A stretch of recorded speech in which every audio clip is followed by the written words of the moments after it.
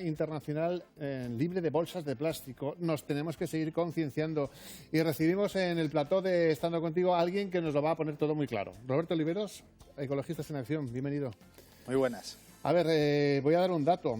Las bolsas de plástico tardan más de 500 años en desaparecer. 500 años. Yo, es la primera vez que lo escucho y me ha hecho reflexionar, ¿eh? Sí, se van fragmentando en microplásticos, que son los que se meten luego incluso en nuestra propia alimentación, y esos residuos pues duran mucho tiempo en el medio natural, sí. Y a esto hay que añadir en estos días mascarillas, guantes y todos estos productos que evidentemente tienen plástico. Sí, la coyuntura del COVID, por ejemplo, pues ha traído el hecho de que aumenten este tipo de residuos. Incluso en las toallitas higiénicas han aumentado un 49%. En definitiva, estamos en una situación delicada, precisamente cuando además después de un tiempo nos habíamos estado concienciando y habíamos avanzado un poquito. Y ahora nos hemos encontrado con este palo en las ruedas, ¿no? Estamos hablando del Día Mundial Libre de Bolsas de plástico en general. Si nos quiere contar su experiencia, si tiene alguna duda, si no sabe cómo reciclarlo, si no sabe si está utilizando bien las bolsas, 925 28 87 91 o un WhatsApp al 660 37 3930. ¿Por qué no estamos concienciados muchas personas? Yo creo que somos la generación del plástico. Nuestros padres no tenían esta proliferación de plásticos en sus vidas y eran igual de felices, ¿no? Pero bueno, nuestra generación fuimos introducidos así, es un interés creado, es una industria más, como cualquier otra, y en definitiva quien tiene el jamón agarrado y cortando le cuesta soltarle porque el jamón produce beneficios a quien lo vende, ¿no? En definitiva se trata un poco de cambiar, porque la ley ya, las directivas europeas así nos lo exigen y las leyes están para cumplirlas, y en definitiva se trata de evitar daños mayores a nuestro medio natural, sobre todo porque, bueno, digamos que nuestra vida, nuestra propia vida y la del resto de los seres vivos que nos rodean dependen de ella, digamos, ¿no? Pero claro, gente como yo, esto ya les vendrá a otros, para cuando yo ya no esté aquí, ¿qué más da? Eso es muy insolidario. Esa postura Correcto. es insolidaria no solo por lo que vengan después, sino por los que incluso están ahora. La mayoría de nuestros plásticos, que solo somos capaces de reciclar en torno al 25 o el 30% de los plásticos que consumimos, la mayoría de los plásticos se exportan a otros países, a Malasia, a China, a Hong Kong, a Vietnam, donde son tratados o no tratados, porque allí la legislación ambiental no es la nuestra, y son trabajados por unas personas en unas situaciones muy precarias y que deberíamos también ver de qué manera eso influye en terceros países incluso. Creo, fíjate, es que al final la cadena, si somos un poco conscientes del daño que podemos estar haciendo con el plástico, sí, la cadena nos llevaría a infinidad de cosas. Sí, a infinidad de cosas, pero a lo que más nos debe, bueno, esto influye incluso en el cambio climático.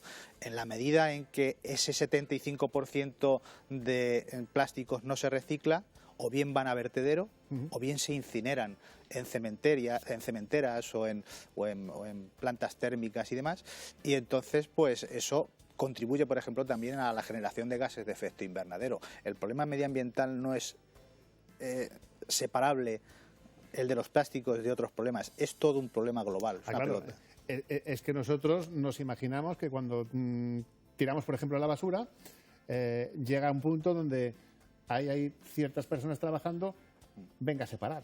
Eso ha funcionado malamente, pero ha funcionado. Ya os digo que solo hasta el 25%. Pero ahora, incluso en la situación en la que estamos ahora, las plantas de triaje, que es donde se produce esa separación a mano, por la coyuntura de la COVID, se ha prohibido manipular ese tipo de productos, claro, con lo cual ahora todo va a vertedero o a incineración. La solución, entre otras cosas, la mejor forma de no sufrir las consecuencias de un problema es no generar ese problema. Pero es que además el problema también puede llegar a su estómago. Claro. Fíjense, y les vuelvo a decir que yo me sigo llevando las manos a la cabeza. Aproximadamente 12 millones de toneladas, 12.000 kilos de plástico llegan a los océanos todos los años. ¿Eso qué significa? Que uno de cada 6 pescados que llegan al mercado va a tener partículas de plástico dentro. Sí. Eso es correcto. Eso es correcto. en definitiva, estamos ingiriendo plástico también nosotros. Estamos ingiriendo plástico y ya os digo, no solo nosotros, el resto de los seres vivos también ingieren. Nosotros que trabajamos con aves, por ejemplo, cuando se hace una necropsia de un ave, dentro pues tienen de todo, absolutamente de todo, en el tubo digestivo. Y en esos estudios que han podido hacer ustedes, ¿en cuánto tiempo nos hemos cargado? El plástico empezó a funcionar de forma masiva en España a partir de los años 60, con el desarrollo de nuestra sociedad. A partir, pues eso, ya os digo, somos la generación, los que nacimos en los 70, somos la generación del plástico, ¿no? En los últimos 40, 50 años ha sido cuando hemos tenido este problema. ¿Y por qué nadie ha tomado cartas en el asunto antes?